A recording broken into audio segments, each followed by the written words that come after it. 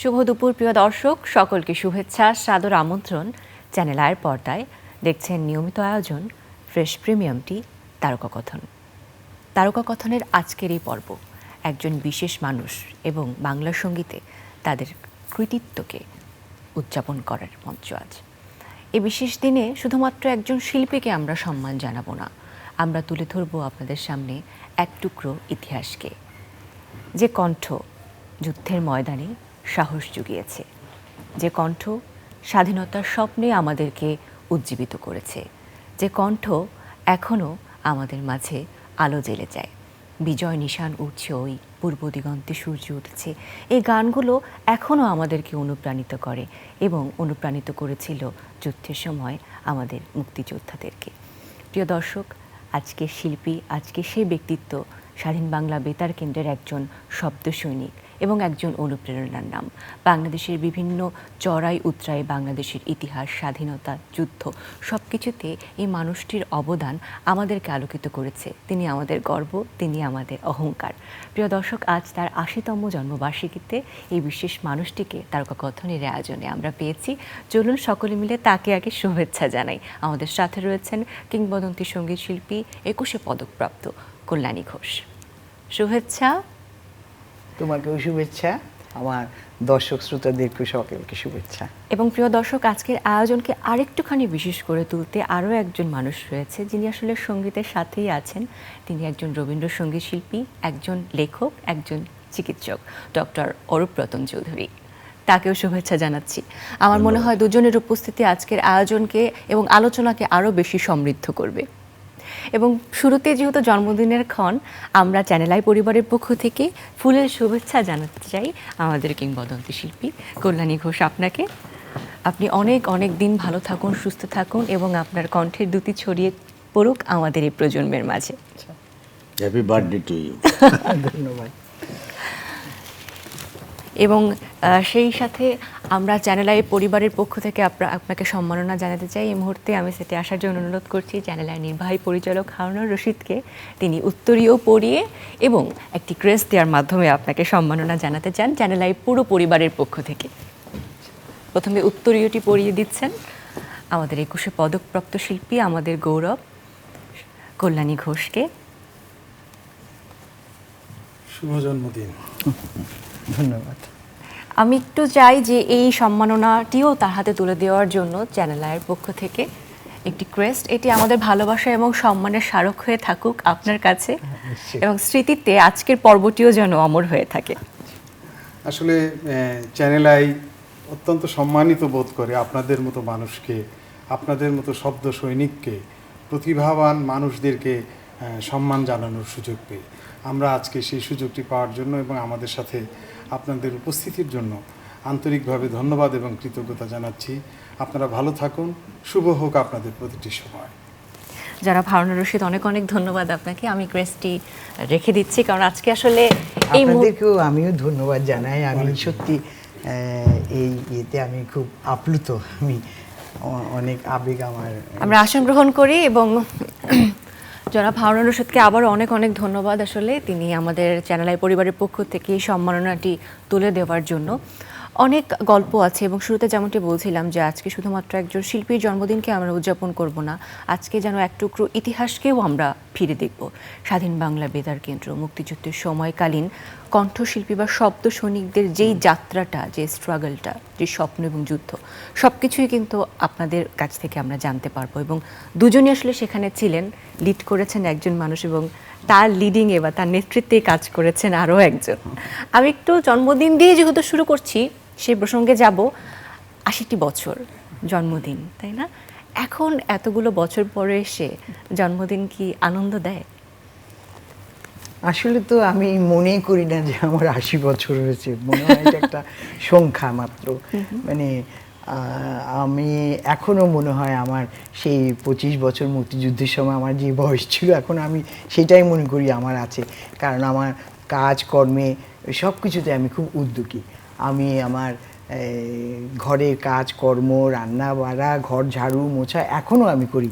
এই একাই? কিছুদিন আগে 6 মাস আগে আমার চিকুনগুনিয়া হয়েছিল, তাতে আমি একটু এখন মনে হচ্ছে একটু বোধহয় বয়স হয়েছে, নাহলে আমাকে সবাই মানে আমি বাংলা একাডেমিতে কাজ করেছি 32 বছর, ওরা আমাকে সবাই লৌহমানবী তো মানে আমার সব কাজে আমার এত আগ্রহ, মানে উৎসাহ উদ্যম, মানে আমি সাংঘাতিক আমাকে সবাই।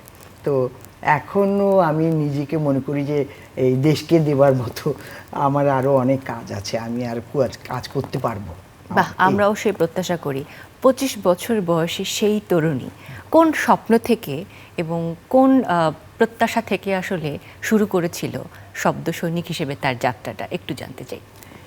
তখন বলতে গেলে সত্যিকার অর্থে আমরা আমি তখন চট্টগ্রামের মেয়ে, চট্টগ্রামে আমার বাড়ি। তো আমি স্কুল কলেজ জীবনে কোনো সময় রাজনীতি এইসবের সাথে যুক্ত ছিলাম না, পড়াশোনাই করতাম সব সময়।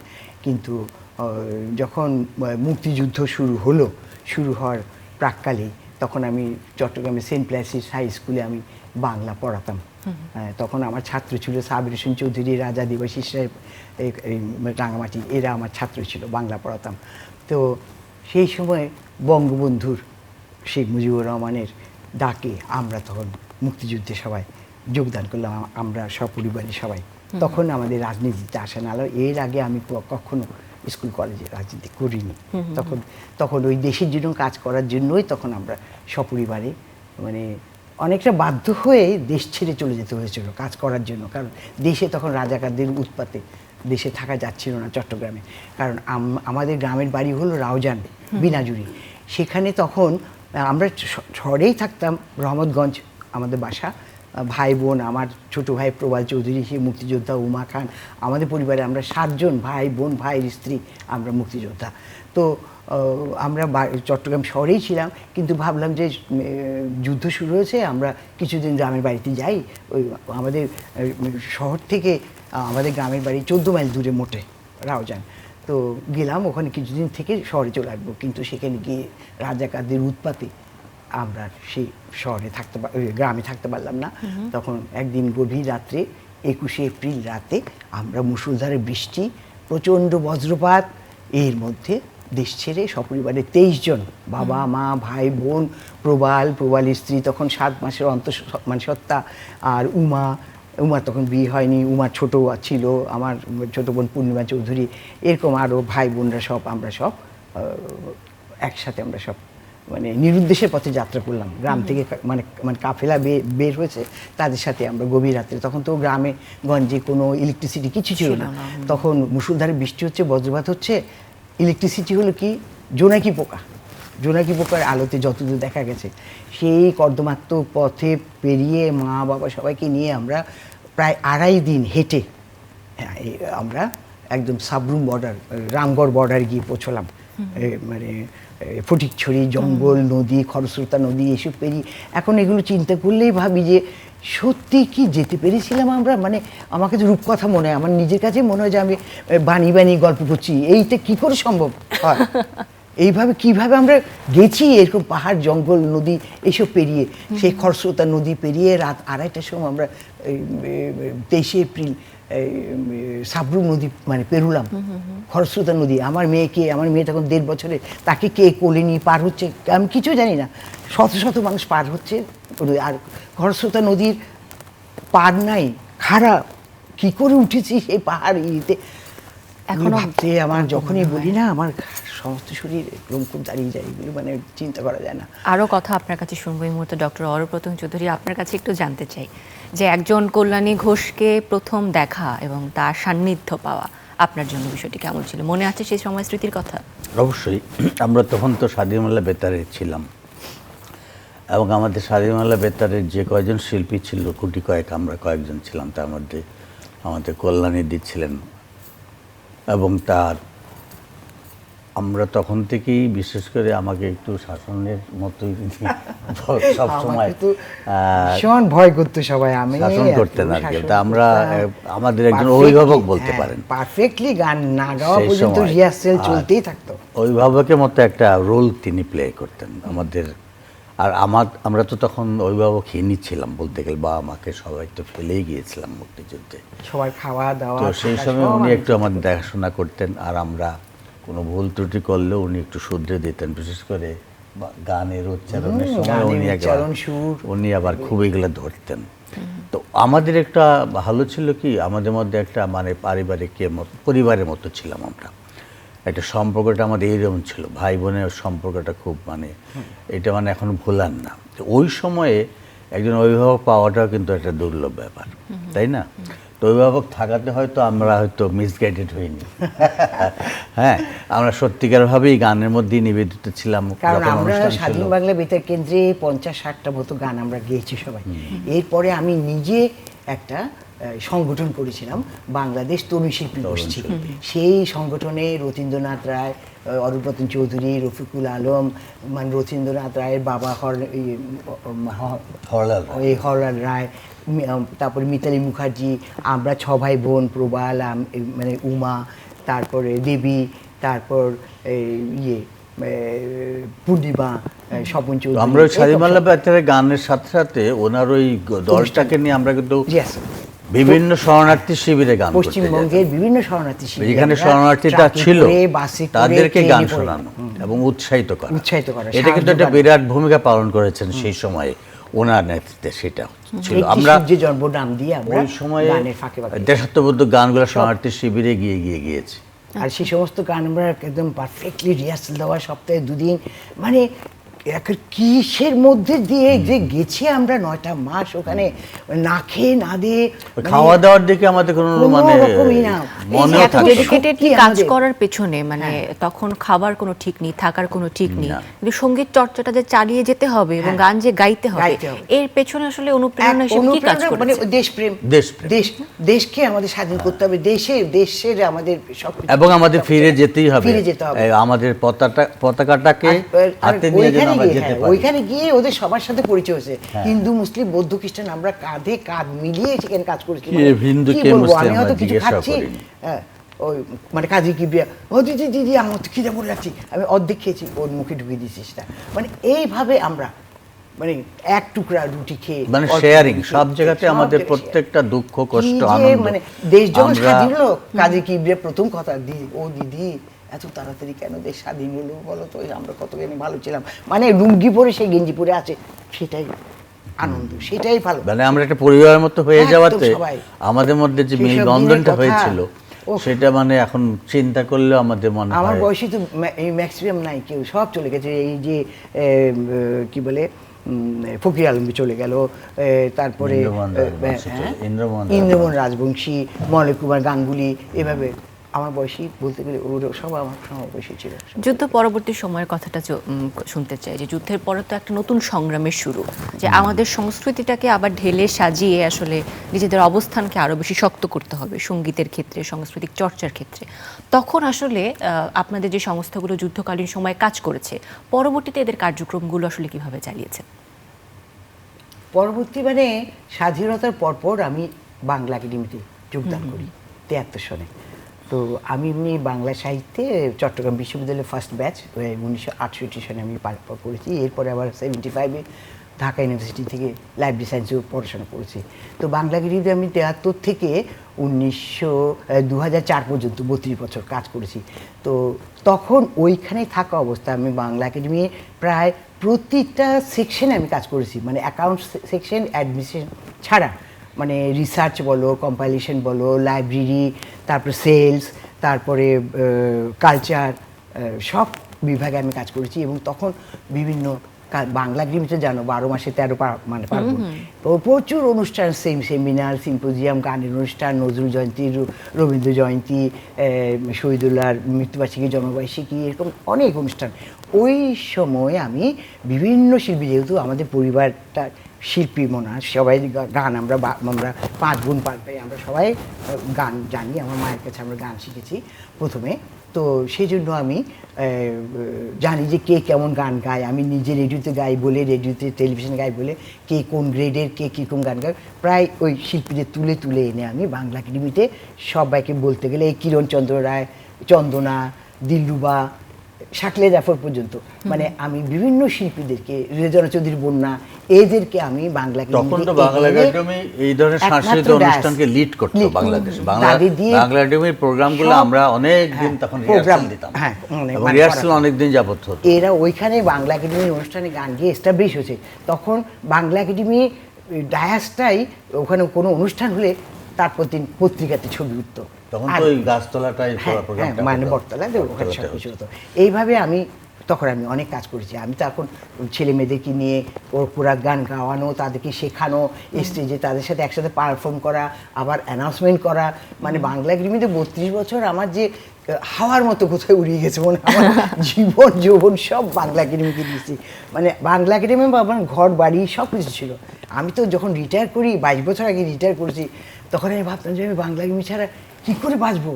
ওইটাই তো আমার, সকালে 8টার সময় যেতাম, কোনো দিন 10টা 11টা পর্যন্ত, রাত 10টা 11টা হ্যাঁ থাকতাম, বাংলা থাকতাম। কারণ আমি ধরো লাইব্রেরি অফিসার, কিন্তু কালচারাল অনুষ্ঠান হলে কল্যাণী ঘোষকে চাই।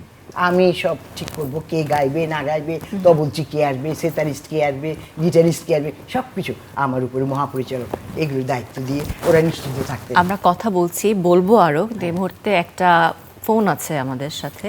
কে যুক্ত হয়েছেন, কে শুভেচ্ছা জানাতে চান, একটু জানতে চাই আমরা। শুভেচ্ছা, কে আছেন আমাদের সাথে?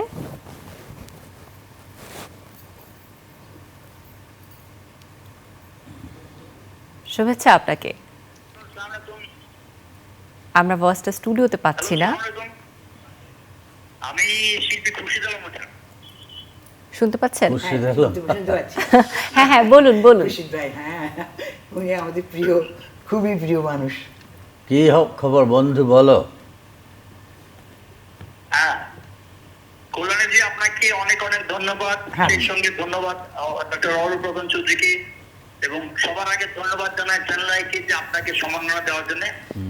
জন্মদিনে আপনাকে অনেক অনেক শুভেচ্ছা। আমি গানের মাধ্যমে বলি, জন্মদিনে বলতে এলাম তোমার জয়ন্তী, ভালো থাকবেন, দোয়া করবেন আমার। আচ্ছা, থ্যাংক ইউ। হ্যাঁ আপনাকেও অনেক ধন্যবাদ, অনেক ধন্যবাদ। আপনিও অনেক দিন মানে বেঁচে থাকেন। মোহাম্মদ খুরশিদ আলম, অনেক অনেক ধন্যবাদ আমাদের সাথে যুক্ত হওয়ার জন্য। অনেক অনেক স্মৃতির ভান্ডারে আসলে আমরা হারিয়ে গিয়েছিলাম। আমি 7 দিনে শেষ করতে পারবো না, আমাদের এত অভিজ্ঞতা, বিশ্বাস করো। আমি তো মানে 76 সনে লন্ডনে বেড়াতে গিয়েছিলাম, সেখানে আমি বিবিসির জন্য কাজ করেছেন। আমি শুনেছি সেখানে আপনি কিছুদিন খবর পাঠ করেছিলেন। মানে সেখানে গিয়ে হঠাৎ করে আপনি খবর পাঠের মতো একটা জায়গায় সেখানে অবদান রাখা বা সেখানে কাজ করা, সেখানেও আমার সাথে পরিচয় হয়েছে ওখানকার সিরাজুর রহমান, মানে বিবিসি বুশ হাউসের উনি তখন চিফ ছিলেন। তো উনি আমার কিছু গান রেকর্ড করলেন। এমনি তখন মানে বিবিসিতে কোনো গান টান সেরকম মানে রেকর্ড করতো না ওরা আমার কিছু নজরুল এবং এই আধুনিক গান রেকর্ড করলো। তখন আমাকে বলছো, আপনি তো বাংলা নিয়ে কাজ করেন, তো আমাদের এখানে নিউজ পড়বেন আপনি। আমি যে আমার তো কোনো এই অভিজ্ঞতা নেই। বলছে না, আপনি পড়তে পারবেন ভালো। আমার সাথে তখন কে পড়তেন জানো? সৈয়দ শামসুল হক, তালিয়া রহমান, তারপর মানসী বড়ুয়া, নঈম গাহর, এদের সাথে আমি খবর পাঠ করেছি 4 মাস। কত দুঃসাহসের কাজ করেছি আমি। তারপরে তো আমার খবর পাঠে তারা এত বেশি খুশি হয়েছেন যে আমাকে চাকরির অফার দিলেন। আমি বললাম না বাবা, আমি মুক্তিযোদ্ধা, আমি বাংলাদেশে থাকবো, আমি বাংলাদেশ থেকে অন্য কোথাও না, আমি এইখানে। বলছেন না, আপনি কি বলেন? আমি বাংলা একাডেমি চাকরি করি। বলছে বাংলা একাডেমিতে তো আপনি যে বেতন পান, আমরা তো সেটা একবেলা আপনাকে দেবো, সারা মাসে আপনি যেটা পান। আমি বলছি না, আমার টাকা পয়সার দরকার নাই, বাংলা একাডেমি আমি তাতেই আমি সন্তুষ্ট। আমি আমার মা বাবা, ভাই বোন, বন্ধু বান্ধব, পাড়া প্রতিবেশী নিয়ে আমি আমার দেশেই আমি শান্তিতে থাকতে চাই। আমি বিদেশ চাই না। এমনি আসবো, বেরিয়ে যাব, কারণ আমার বড় ভাই তখন লন্ডনে থাকতেন। আমার বড় ভাই উনি মানে মেটালজিক্যাল ইঞ্জিনিয়ার, উনি 63 থেকে লন্ডনে। তো বলছে আপনার তো এখানে থাকা খাওয়ার কোনো অসুবিধা হবে না। আমি তা তো হবে না জানি, কিন্তু আমি করবো না, আমি বাইরে থাকবো না, মানে আমি দেশে সবাইকে নিয়ে ডাল ভাত যা পাই এইখানেই থাকবো, এইখানে খাবো, এইখানে জি। বাংলা একাডেমি। আপনারা পুরো পরিবার আসলে সঙ্গীতের সাথে সম্পৃক্ত, হ্যাঁ। এবং আপনারা ভাই বোনরা সঙ্গীত চর্চা করেছেন, আপনাদের মা শিখিয়েছেন। মা শিখিয়েছেন, হ্যাঁ। কিন্তু আপনার একজন ভাই রয়েছেন যিনি খুবই হ্যাঁ, বিখ্যাত, হ্যাঁ। প্রবাল চৌধুরী। প্রভাত চৌধুরী, আমার ছোট বোন উমা খান, উমা খান, হ্যাঁ। তারপরে আরো অন্যান্য ভাই বোনরা আছে, তারা তাদের মধ্যে পূর্ণিমা চৌধুরী, সে রেডিওতে গায়, রেডিও টেলিভিশন চট্টগ্রাম থেকে গায়। আর অন্যান্য ভাই বোনরা তেমন গানের মধ্যে নেই, কিন্তু আমরা 7 ভাই বোন, আমরা মুক্তিযোদ্ধা। এবং প্রবাল উমা তারাও আমাদের সঙ্গে সাদিমালা বেতারের গানগুলো হ্যাঁ, করেছে। ওরা তো মেইন ভয়েস ছিল, একসঙ্গে ছিলাম একসাথে সব। প্রবাল আর উমা। ওকে, প্রবাল গেয়েছিল ভেবো না গোমা তোমার ছেলেরা হারিয়ে গিয়েছে পথে, মুক্তিযুদ্ধের সময়। আচ্ছা, তখন মুক্তিযুদ্ধের সময় যে গানগুলো গেয়েছেন সেই গানগুলো তো এখনো আমরা শুনতে পাই, কিছু কিংবদন্তি এইসব তো কালো যেই গান রয়েছে। এখন- এখন যখন সেই গানগুলো শোনেন, কোন কথাগুলো মনে পড়ে, কি তখন ভেতরে অনুভব হয়? মানে সেগুলো তো বলতে গেলে একটা ইতিহাস। গানগুলি যখনই শুনি রোম খুব সব খারাপ হয়ে যায়। আমরা যে কি পরিস্থিতির মধ্যে যে গানগুলো গেয়েছি, মানে সমর দাসের সুরে, ধরো সমর দাস বিখ্যাত আমাদের সঙ্গীত প্রযোজক ছিলেন উনি, সুজয় শ্যাম, তারপরে অজিত রায়, প্রণজিৎ বড়ুয়া, এদের সুরে আমরা মেনলি গাইতাম। এবং ওনারা এমন ছিলেন যে আমাদের উপরে এত ডিপেন্ডেন্ট ছিলেন যে ওনারা সুর করতে আসলে জিজ্ঞাসা করতেন, এখানে প্রবাল, উমা, কল্যাণী, কাদের কিবরিয়া, মানে রতীন্দ্রনাথ, ওরা আছে তো, মানে আমরা যতক্ষণ না পৌঁছবো উনি কিছু রেকর্ডিং করতেন না। এবং গান তখন লেখা হতো, তখন সুর করা হতো, একদম তখন সাথে সাথে শেখানো হতো, instantly এবং তখনই রেকর্ডিং। সকাল থেকে বসতাম আমরা, সন্ধ্যায় পাওয়ার হয়তো আমাদের, গান মানে recording কি শেষ বলবো, হতো। মানে আমাদের সারাদিন। সবার মধ্যে, হ্যাঁ, ঐশ্বরিক একটা শক্তি, ঐশ্বরিক শক্তি আমাদের শরীরে এসেছিল, যে যার জন্য আমরা এইভাবে না খেয়ে না দিয়ে, মানে কঙ্কাল সার, আমরা কেউ কাউকে চিনতে পারতাম না। স্বাধীনের পর এখানে এসেছি, কেউ আমাদের দেখে চিনতে পারছে না, মানে এই চেহারা হচ্ছে আমাদের রিহার্সাল কঙ্কাল। দিতে দিতে খাওয়ার কথা ভুলে যেতাম। না হ্যাঁ, একটা সিঙ্গারাকে সারাদিন, তাতে কত তৃপ্ত আমরা, কত খুশি। তো তুমি বুঝো না, সকালবেলা যিনি গান লিখতে বসতেন, যখন গৌরীপ্রসন্ন মজুমদারও আসতেন আমাদের, হ্যাঁ। বসতেন গান লিখতে, সমুদ্রের সঙ্গে গল্প হচ্ছে, গান গল্প লিখছেন, হচ্ছে। লিখতে লিখতে দুপুর, বিকালে তো সুর, রাত্রে রেকর্ডিং। আজকে তো সুন্দর একটা দিন, জন্মদিনের দিন, কিন্তু কেন যেন আমরা ঘুরে ফিরে ইতিহাসের দিকে চলে যাচ্ছি, ইতিহাসে। যেখান থেকে আসলে বের হওয়া হ্যাঁ, যায় না। হ্যাঁ, সেটা তো তবুও ভোলা জন্মদিন যায় না। উপলক্ষে আসলে অনেক অনেক প্রিপারেশনস থাকে আমাদের চ্যানেলের পক্ষ থেকেও আপনার জন্য একটা ছোট্ট অডিও ভিজুয়াল আমরা রেডি করেছি, একটু দর্শকদের সাথে নিয়ে, এবং আপনাকেও আমরা দেখাতে চাই। আচ্ছা। চলুন প্রিয় দর্শক। শুভ জন্মদিন, শুভ জন্মদিন, শুভ জন্মদিন তোমার, শুভ জন্মদিন, শুভ জন্মদিন, শুভ জন্মবন্ধু তোমার, শুভ জন্মদিন, শুভ জন্মদিন, শুভ জন্মদিন তোমার, শুভ জন্মদিন, শুভ জন্মদিন, শুভ জন্মবন্ধু তোমার, লা লা লা লা, লা লা লা লা। এখানে অনেক মানুষদের সাথে আপনাকে দেখতে পেলাম, সুজয় শ্যাম, পরিবারের সব। সাদি খান, পরিবারের এবং আরো অনেক গুণী ব্যক্তিত্বের সাথে। মেয়ে আছে, মেয়ের জামাইও আছে। হ্যাঁ, কাদের কথা মনে পড়লো আসলে এই ছবিগুলো দেখে? কাদেরকে মিস করছেন এই সময়? হ্যাঁ, এর মধ্যে তো ধরো সুজয় শ্যাম চলে গেছেন, উনি উনার সুরে আমি আর প্রবাল গান করেছিলাম, খুব বিখ্যাত হয়েছিল গানটা, আহা ধন্য আমার জন্মভূমির পুণ্য সলিলে, মুক্তিযুদ্ধের সময়। তারপরে সমরদা চলে গেছেন, এদের কি যে অজিতদা স্নেহ চলে ভালোবাসা গেছেন। পেয়েছে এই অজিত রায়, মানে বলার মতো না। সবাই আমরা পরমাত্মীয় ছিলাম।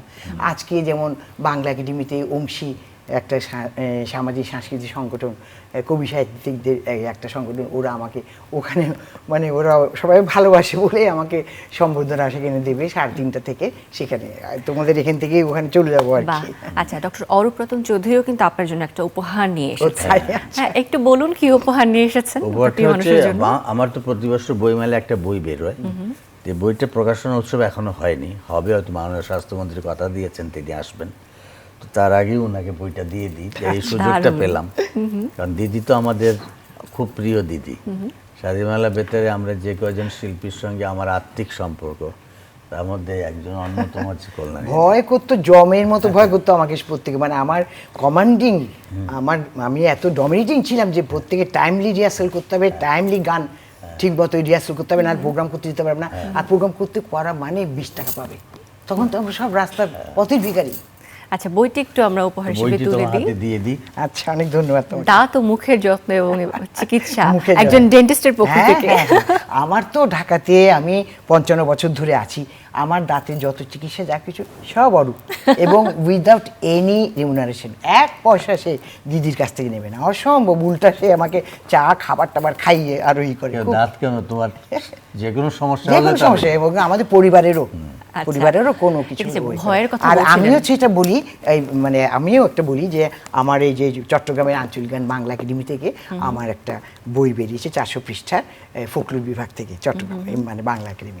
এই বইটা আমি এখন এখানে রেখে যাচ্ছি। আমি ফরিদুর রেজা সাগরকে আমি এই বইটা আমি এই উপহার দিতে চাই। আমার এই অনেক অনেক বইটা। ধন্যবাদ। আমিও একটা বই সাগরকে দিয়ে যাবো, আশা করি যদি থাকে। এই বইটি নিঃসন্দেহে চ্যানেলে আর্কাইভে থাকবে, আমরা হ্যাঁ, পৌঁছে সেটা। দিব, এবং সযত্নে থাকবে আসলে এই ভালোবাসা এবং সম্মানের নিবেদনটি আপনার পক্ষ থেকে।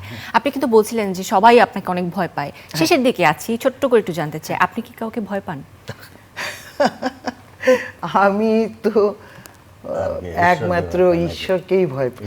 ঈশ্বরকে ভয় পায়। ঈশ্বরকেই ভয় বাহ, পাই। দারুণ। আর আমার মা যতদিন বেঁচে ছিলেন, মাকে সাংঘাতিক ভয় করতাম। আমার মা খুব খুব কড়া শাসনে। ওই আমরা কড়াটাই 10 তোমার ভাই বোন। মধ্যে আসছে। হ্যাঁ, ওইটা আমার মধ্যে মায়ের এসছে। ইয়েটা তো আমার মানে মধ্যে আমার আসছে। বড় পেয়েছেন, বোনও আমার কথা মতো এখনো চলতো। শাসন করে আমার। এখনো শাসন করি। বাহ। এই কোন সাইটে পড়বে, কোন ব্লাস্টে পড়বে, এখনো পর্যন্ত। সেই শাসনে বোধহয় আমরা এত এত ভালো গান পেয়েছি আসলে, এবং স্বাধীনতা যুদ্ধে আসলে সেই শাসনই বোধহয় সকলকে এক করে রেখেছিল। অনেক ধন্যবাদ, আসলে অনেক অনেক গল্প জানার ছিল, আজকে সময় স্বল্পতার কারণে হয়তো পুরোটা শুনে তোমরা উঠতে ডেকো পারিনি। আমাকে, আমাকে তো বেশি ডাকা হয় না অবশ্যই, কিছু না। অবশ্যই, আপনাকে আরো দেখো, পেতে আর চাই কতদিনই আমরা। বা আছি পৃথিবীতে, তো তোমরা ডেকো। আমি আমার কথা বলতেও ভালো লাগে, আর মুক্তিযুদ্ধের কথা বলতে গেলে তো আমার বলতে গেলে থামে না বাবা, বলতেই থাকি। প্রাণের চলুন কথা। তাহলে অনেক আজকে কথা। জন্মদিনের এই বাংলাদেশ ক্ষণটা মুক্তিযুদ্ধ আমরা শেষ কেক হবে কেটে না। উদযাপন করি। আয়োজনের শেষ দিকে আছি, একটা সুন্দর কেক আছে আপনার জন্য আমাদের চ্যানেলের কেকটা পরিবারের এখন পক্ষ কাটা হবে থেকে। নাকি? অবশ্যই অবশ্যই, কেকটি কেটে আজকে জন্মদিনের এই শুভ ক্ষণটি আমরা উদযাপন করতে চাই। অনেক অনেক শুভেচ্ছা এবং ভালোবাসা। আসো। বসুন বসুন বসুন বসুন। বসি? জি জি।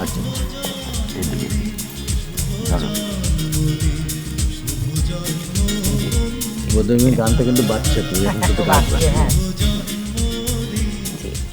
অনেক ধন্যবাদ। একটু ওনাকে একটু খাইয়ে দিয়ে না। দর্শক, এই যদিও ছিল আমার আমাদের diabetes- আজকের আয়োজন। আশা করি ভালো লেগেছে। এভাবেই শিল্পীদের উপস্থিতিতে মুখরিত থাকুক আমাদের তারকাকথনের আয়োজন চ্যানেল আই পরিবার, সেই প্রত্যাশা রেখে আজকের আয়োজন থেকে বিদায় নিচ্ছি। সকলে ভালো থাকবেন।